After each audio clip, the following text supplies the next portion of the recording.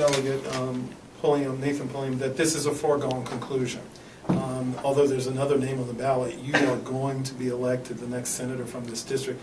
But we see you out campaigning, we see you out talking to folks, you're working very, very hard. Why is it important to you that you work just as hard regardless of whether or not people believe you're already in line to be the senator?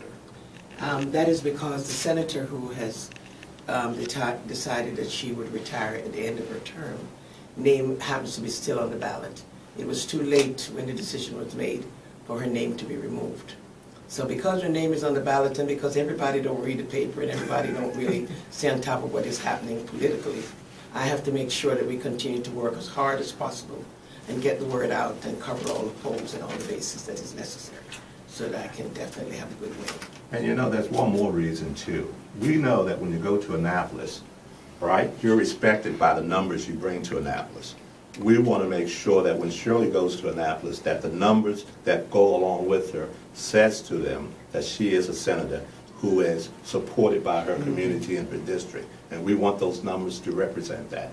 So that's why we're going to vote. We're going to work hard for each and every vote, even though, like you said, she will be the next senator for the 44th. And I think it really just speaks to the level of respect that the senator has for the adjustment in the district, the new parts of the city that are still included. It just really builds that strong relationship between the next senator and the people that she's going to represent in Annapolis. And also to say that this is also the opening of our campaign headquarters. Yes. So we're doing today the official opening of the campaign headquarters.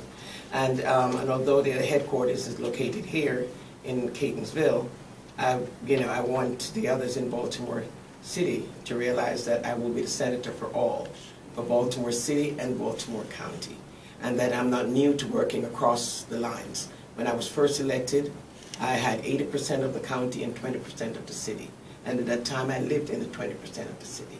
So I do own 2 businesses in the city and 2 properties in the city. So for that reason, the city is still very important to me, and there are issues that are uniquely different to the city than to Catonsville. Like what? Like you mentioned that the forms, one of those areas that I will inherit due to the redistricting has a high opiate, high homelessness, high incarceration rate, high cardiovascular disease, diabetes, you name it. How about abandoned houses? Tremendous amount of boarded up and abandoned houses. So there are many, many issues that's going to be uniquely different to that part of the city that have to be addressed.